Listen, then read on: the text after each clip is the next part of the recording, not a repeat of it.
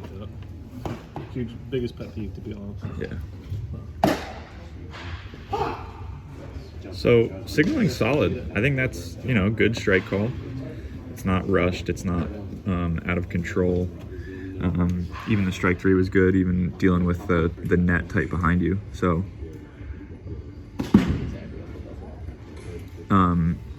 the one thing that stands out about your feet is that trail foot is dropped back pretty significantly, which, you know, is fine. And some people are gonna get on you about that.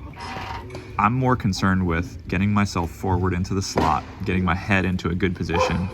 Yeah, that's a strike. Good job. Getting myself forward in the slot, and then that trail foot just drops back so that it stays out of the catcher's way. And however you need to do that for yourself, then we drop that foot back. So I'm not terribly worried about what's going on with that trail foot, as long as it's in a position that stays out of the catcher's way and puts you forward in the slot.